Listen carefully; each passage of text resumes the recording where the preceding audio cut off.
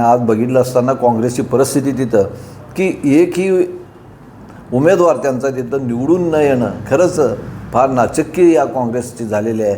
आज एवढ्या मोठ्या राजधानी या देशाच्या राजधानीमध्ये आपला एकही माणूस निवडून येत नाही आणि आपण मोठमोठ्या गोष्टी EVM किंवा इतरही मोदींना नाव ठेवत राहतो आणि ह्याच्याबद्दल काँग्रेस स्वतःचं आत्मपरीक्षण करण्याची गरज आहे.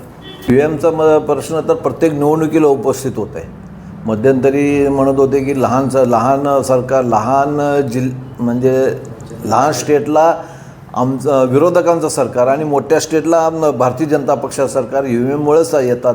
हे सगळं चुकीचं आहे. EVMमध्ये कुठलंच हे झालं नाही. आपल्या निवडणूक आयोगाने स्पष्ट करून सांगितलेलं आहे आणि आत्ताची निवडणूक बघितलेलं असताना ज्या काही सगळ्या आपल्या या देशामधले जे चॅनल्स होते, वृत्तपत्र होते, त्यांनी अगोदरच भाकीत केलं होतं की भारतीय जनता पक्षाचे सीट येणार आणि तेही जवळपास 50 सीट येणार म्हणून भाकीत केलं होतं. त्याप्रमाणे आज त्यांनी काय EVM धरून सांगितलं होतं का पत्रकार लोकांनी किंवा त्या चॅनलवाल्यांनी? नाही, त्यांनी तिथल्या लोकांचं रिव्ह्यू घेऊन सांगितलं होतं की लोकांच्या मनातच बदल पाहिजे होतं. त्यामुळं बदल झालेला आहे. विरोधक सातत्यानं EVMवर ठपका देत असतात, ते त्यांचं काम चालू आहे.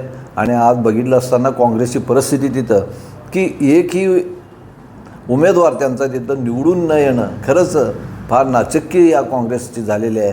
आज एवढ्या मोठ्या राजधानी या देशाच्या राजधानीमध्ये आपला एकही माणूस निवडून येत नाही आणि आपण मोठमोठ्या गोष्टी EVM किंवा इतरही मोदींना नाव ठेवत राहतो आणि ह्याच्याबद्दल काँग्रेस स्वतःचं आत्मपरीक्षण करण्याची गरज आहे.